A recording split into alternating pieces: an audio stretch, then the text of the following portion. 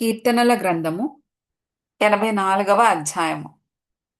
సైన్యములకధిపతివగు యెహోవా, నీ నివాసములు ఎంత రమ్యములు! యెహోవా మందిరావరణములను చూడవలెనని నా ప్రాణము ఎంతో ఆశపడుచున్నది.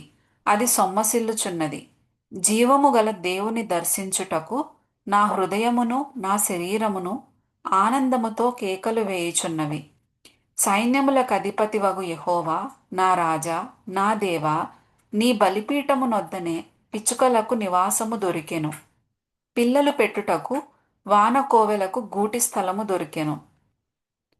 నీ మందిరమునందు నివసించువారు ధన్యులు. వారు నిత్యము నిన్ను స్తుతించుదురు.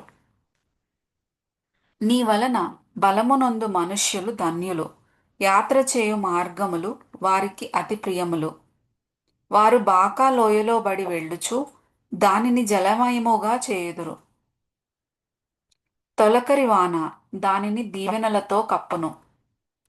వారు నానాటికి బలాభివృద్ధి నొందుచు ప్రయాణము చేయుదురు.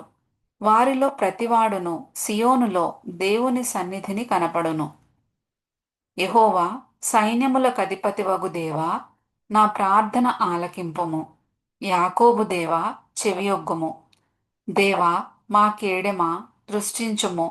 నీవు అభిషేకించిన వాని ముఖమును లక్షింపుము. నీ ఆవరణములో ఒక దినము గడుపుట 1000 దినముల కంటే శ్రేష్టము. భక్తిహీనుల గుడారములలో నివసించుట కంటే నా దేవుని మందిర ద్వారమునొద్ద నుండుట నాకిష్టము.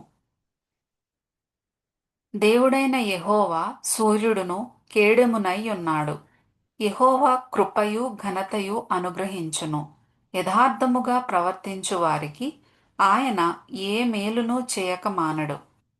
సైన్యములకధిపతివగు యెహోవా, నీయందు నమ్మికయుంచువారు ధన్యులు.